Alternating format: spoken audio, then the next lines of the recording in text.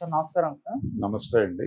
Sir 'Raj Tarun Lavanya' ఒక web సిరీస్‌లా నడుస్తుంది. వీళ్ళ ఎపిసోడ్‌లు మొత్తం కూడా ఇటువైపు నుంచి కొన్ని వీడియోలు రిలీజ్ చేయడం, ఆడియోలు రిలీజ్ చేయడం, అటువైపు నుంచి వాళ్ళ కొన్ని ఆడియోలు, వీడియోలు రిలీజ్ చేయడం ఇదంతా కూడా చూస్తున్నాం. అవన్నీ కూడా మీడియాలో వైరల్ అయిపోతున్నాయి. అయితే రీసెంట్‌గా లావణ్య మళ్ళొక వీడియో రిలీజ్ చేసింది. అంటే గతంలో వీళ్ళు కుటుంబాలు కలిసిమెలుస్తున్నవి, ఏదో పూజ చేసుకుంటున్నవి సరదాగా ఉన్న వీడియో. అంటే ఇది ఇప్పుడు రిలీజ్ చేసి ఏం చెప్పే ప్రయత్నం చేస్తుందా అని చెప్పేసి జనాలకు ఒక డౌట్ వచ్చింది. అండ్ మళ్ళీ పోలీస్ స్టేషన్ దగ్గర ఆమె రాద్ధాంతం చేసి నేను పోలీస్ స్టేషన్‌లో కంప్లెయింట్ చేసినా నాకు న్యాయం జరగట్లేదు, వాళ్ళు ఎఫ్ఐఆర్ నమోదు చేయట్లేదు, నేను ఇక్కడే చనిపోతానంటూ ఆమె బెదిరించడం ఇదంతా కూడా చూస్తున్నాం సార్. మరి మీకేమనిపిస్తుంది ఇవన్నీ చూస్తుంటే? దీనిలో ఈ గందరగోళం మొత్తానికి ఇరుపక్షాల మధ్య ఒకరి మీద ఒకరికి గౌరవం పోయింది. గౌరవము లేకపోతే ప్రేమ మరొకటో ఒక ఎమోషనల్ బాండింగ్ లేదు వాళ్ళ మధ్య. ఇప్పుడు ఆవిడ అతను నాకు కావాలి, నాకు ఇల్లు పోయినా పర్వాలేదు అన్న సందర్భం ఒక డ్రామా నడిచింది. అయితే ప్రతి సందర్భంలోనూ అక్కడ ఆవిడ ఎమోషన్ అంతా టువర్డ్స్ ఆ విల్లానే కనిపిస్తోంది. ఇప్పుడు అది ఎవరి దగ్గరో ఎవరో మినిస్టర్ తాలూకా దాన్ని ఏదో దాన్ని ఏమిటంటారు ఫైనాన్స్లో తీసుకున్నాము, దాని పేమెంట్స్ ఇంకా జరగవలసినవి ఉన్నాయి అనేది కూడా ఒకటి ఎస్టాబ్లిష్ అయింది. ఎవరి పేరుతో లోన్ నడుస్తోంది, ఎవరు కడుతున్నారు, ఎవరు కట్టట్లేదు, మరి వాళ్ళ ఫాదర్ ఏమో ₹1,00,00,000 పైన నేను ఖర్చు పెట్టాను దానికి ఏం చెప్తున్నాడు.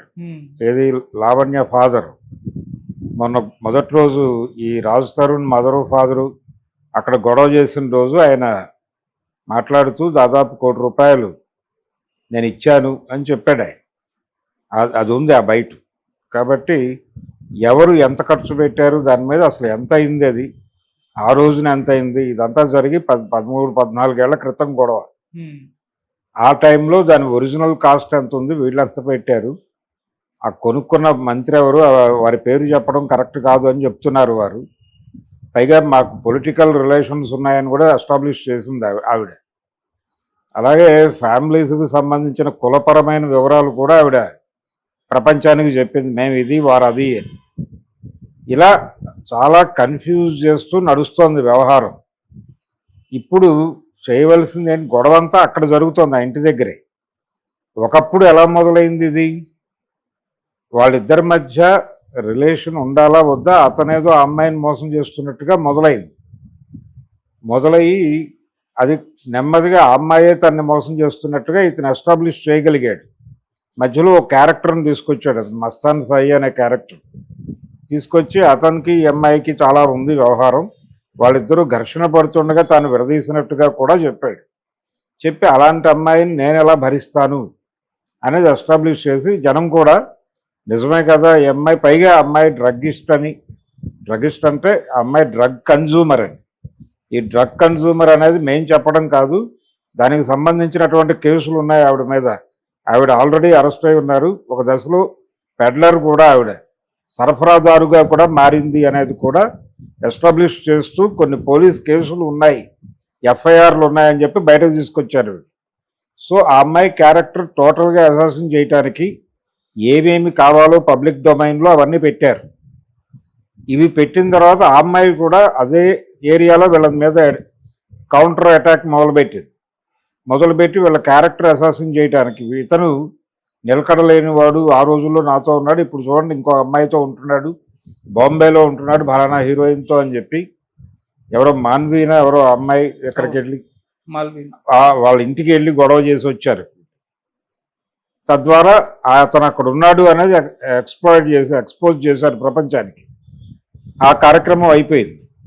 ఆ తర్వాత ఆర్థిక పరమైన లావాదేవీలు, అతను చేసినటువంటి మోసాలు అవన్నీ మాట్లాడే ప్రయత్నం మొదలుపెట్టింది. ఈ క్రమంలోనే ఇంకొక క్యారెక్టర్ పేరు కూడా తీసుకొచ్చారు, హరియానా అనేటువంటి ఒక యాంకర్ని కూడా తీసుకొచ్చారు ఫీల్డ్లోకి. అవును, తీసుకొచ్చి ఇవన్నీ మాట్లాడేయటం ద్వారా సమన్ చేసే ప్రయత్నం చేస్తుంది ఆవిడ. అంటే యుద్ధం జరుగుతోంది. ఈ యుద్ధం దేనికోసం జరుగుతోంది అంటే ఆ విల్లా కోసం జరుగుతోంది. అదొకటైనా ఇంకేమైనా ప్రాపర్టీస్ ఉన్నాయా, వీళ్ళు కలిసి సంపాదించిన కాలంలో ఎక్వైర్ చేసిన ప్రాపర్టీస్ ఏమిటి, దానిలో ఎవరి షేర్ ఎంత, ఇవన్నీ క్లారిటీ వచ్చి అక్కడ వాటాలు తేలితే తప్ప ఈ గొడవ ఆగదు. నేను మొదటి నుంచి చెప్తున్నాను, ఇది ఆస్తి వివాదం తప్ప ఇంకోటి కాదు అని. ఆస్తి వివాదంగానే చూసి మిగిలిన డ్రగ్ పెడ్లరా లేకపోతే ఆ అమ్మాయి డ్రగ్ కన్జ్యూమరా ఇవన్నీ పర్సనల్ గొడవలు. ఇతనికి 100 మందితో రిలేషన్స్ ఉన్నాయి అనేది కూడా తర్కానికి నిలబడే వ్యవహారం కాదు. అందుకని ఇవన్నీ ఈ క్యారెక్టర్ అసాసిన్ చేసుకుంటూ పోవడం, ఈ ప్రాసెస్లో వాళ్ళు సాధించేది ఏమి ఉండదు. కాబట్టి అనివార్యంగా ఆ ఆస్తి ఏదో తేల్చుకుని ఎవరి ముక్క వాళ్ళు పీక్కుని వెళ్ళిపోవడం తప్ప మార్గం లేదు. ఇది ఈ గొడవని పొడిగించటం సమస్యగా ఉంటే అది పోలీసు వారు వెంటనే ఆవిడ కేసు అడ్మిట్ చేసుకుని అతని కేసు అడ్మిట్ చేసుకుని వీళ్ళందరినీ పిలిచి ఒక కౌన్సిలింగ్ చేసి, బాబు ఏమిటి పరిస్థితి, అవసరమైతే ఇంట్రాగేట్ చేసి వాళ్ళ మదర్ ఫాదర్ని అలాగే అవతల వాళ్ళ మదర్ ఫాదర్ని కూడా పిలిచి ఒక దర్యాప్తు చేయాల్సినటువంటి అవసరం ఉంది, విచారణ జరపాల్సిన అవసరం ఉంది. ఎందుకంటే ఇది పబ్లిక్ న్యూసెన్స్గా మారుతోంది రోజు రోజుకి. అలా మారుస్తున్నారు. దీనిలో మీడియా ఇన్వాల్వ్మెంట్ అనివార్యంగా ఉంటుంది. అక్కడేదో ఒక సంచలనమైన వార్త దొరుకుతుంది అని చాలామంది ప్రయత్నం చేస్తున్నారు రోజు. అంటే సంచలనం అని వీరు ఎలా జడ్జి చేస్తున్నారు? ఆవిడ అతనికి ఎవరితోనో ఎఫ్ఐఆర్ ఉందని చెప్తే అదొక సాలబుల్ కంటెంట్ ఆ రోజుకి. అలాగే ఆ అమ్మాయి ఇంకెవరితోనో ఉందని శేఖర్ భాషానో మరొకరు ఇదిగో కాల్ డేటా అని చెబితే అదొక పబ్లిక్ కన్జ్యూమింగ్ ఐటమ్గా మారుతుంది. అది చాలు. పబ్లిక్ కన్జ్యూమ్ చేసేటువంటి కంటెంట్ ఇవ్వడమే తమ బాధ్యతగా భావించినటువంటి చాలా దుకాణాలు, అంటే మీడియా దుకాణాలు ఆ ఏరియా మీద మోహరించి ఉన్నాయి. కాబట్టి ఇది ఇమ్మీడియట్గా దీన్ని ఒక కేసు రిజిస్టర్ చేసి వాళ్ళు మొత్తం టోటల్ ఫ్యామిలీని కూర్చోబెట్టి విచారించి ఒక కంక్లూజన్కి తీసుకొచ్చి అది సెటిల్మెంట్ చేసి పంపించేస్తే తప్ప అప్పటి వరకు ఈ డ్రామా నడుస్తూనే ఉంటుంది. ప్రజలు భరించక తప్పని పరిస్థితి. చివరికి ప్రజలు వెళ్ళి పోలీస్ స్టేషన్ ముందు ధర్నాలు చేసి తొందరగా తేల్చండి గోళ అనేదాకా తీసుకురావడం మంచిది కాదు వ్యవస్థకి. సరే, ఇంత జరుగుతున్న రాజ్ తరుణ్ బయటకు రావట్లేదు. అతని తరపు నుంచి శేఖర్ భాష వచ్చి ఫైట్ చేస్తున్నారు. వాళ్ళ పేరెంట్స్ వెళ్ళి అక్కడ నిరాహార దీక్ష చేస్తున్నప్పటికీ ఈ ప్రాబ్లం అంతా రాజ్ తరుణ్ అయినా కానీ తన బయటకు వచ్చి సార్ట్అవుట్ చేసుకోవట్లేదు. ఎందుకు? సినిమాల్లో బిజీగా ఉన్నారని వాళ్ళ వైపు నుంచి అది చెప్పే ప్రయత్నం చేస్తున్నారు కానీ అది కన్విన్సింగ్ గా అనిపించట్లేదు. సినిమాలతో బిజీగా ఉన్నాడు అనేది కరెక్ట్ కాదు. ఎందుకంటే అతను ఆల్రెడీ ఈ మధ్య కాలంలో రిలీజ్ అయిన ఏ సినిమా కూడా సెకండ్ డే చూడలేదు అది. కాబట్టి ఆయన సినిమాలతో బిజీగా ఉన్నాడు అనే దానికి సంబంధించి ఏ రకమైన ఆధారాలు లేవు. అయితే కథలు వినటము లేదు, తన కెరియర్ గాడిలో పెట్టుకోవడానికి ఏవైనా కార్యక్రమాలు చేస్తూ ఉండుండొచ్చు. కానీ వాటికి కూడా ఇది విఘాతం కలిగిస్తుంది ఈ గొడవ. దీన్ని సార్ట్అవుట్ చేసుకోవాలి. అర్థం సార్ట్అవుట్ చేసుకోవడానికి ఎందుకు ముందుకు రావట్లేదంటే తను వస్తే ఒక స్టేట్మెంట్ ఇస్తే అది స్టేట్మెంట్గా నిలబడుతుంది. ఇప్పుడు వాళ్ళ మదర్ ఫాదర్ మాట్లాడినా లేకపోతే శేఖర్ భాష యాజ్ ఎ ఫ్రెండ్ మాట్లాడినా వాటికి పూర్తి 99% విశ్వసనీయత ఉండదు. వాళ్ళ కోణంలో వాళ్ళు చెప్పినట్టుగా అవుతుంది. రాజ్ తరుణ్ స్క్రీన్లోకి ఎంటర్ అయితే ఏం జరుగుతుంది అనే అనుమానం ఉంటుంది. దాన్ని అలా సస్టైన్ అవ్వాలనుకుంటున్నాడు అతను. అనుకుని ఫైనల్గా వాళ్ళ దగ్గర నుంచి ఒక మాట వచ్చేస్తే సెటిల్మెంట్కి సంబంధించి ఆ ఫైనల్ సిట్టింగ్లో అతన్ని కూర్చోబెట్టచ్చు. నేరుగా అమ్మాయిని అతన్ని కూర్చోబెట్టి సెటిల్ చేయడానికి పోలీసులు ఎందుకు మొహమాట పడుతున్నారు? ఇది పబ్లిక్ న్యూసెన్స్గా మారుతోంది కదా, రోజువారీ గొడవగా మారుతోంది. అందులో పొలిటీషియన్స్ని కూడా లాగడానికి ప్రయత్నాలు జరుగుతున్నాయి. అంటే ఆ అమ్మాయి కాన్షియస్గా దాన్ని రోజు కొంచెం పెట్రోల్ పోసే ప్రయత్నం అయితే చేస్తోంది.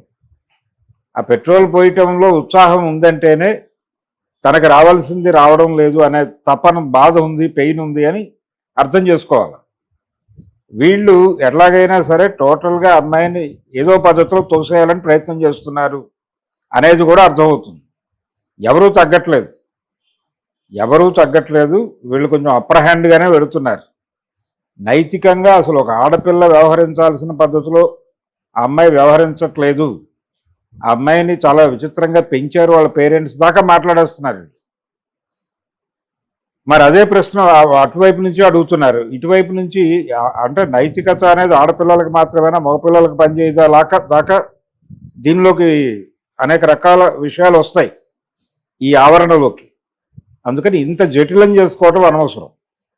ఇంత జటిలం చేసుకోకుండా, అంటే ఇంత జటిలం అవుతోంది ఆల్రెడీ, దాన్ని పోలీసు వారు ఎందుకు పబ్లిక్ న్యూసెన్స్గా అలౌ చేస్తున్నారు? శేఖర్ భాష అందుకే మాట్లాడుతున్నాడు. ఆయనేమో ఒక, అంటే పురుషులు ఒక మేల్కొలుపుగా మాట్లాడుతున్నాడు. ఆయన మేల్కొలుపు అంటే పురుషుల్ని మేల్కొలిపే పద్ధతిలో, మేల్కొలుపు అన్న పద్ధతిలోనే మాట్లాడుతున్నాడు. ఆయన మేల్ తరఫున వకాలతో తీసుకుని మాట్లాడుతున్నాడు.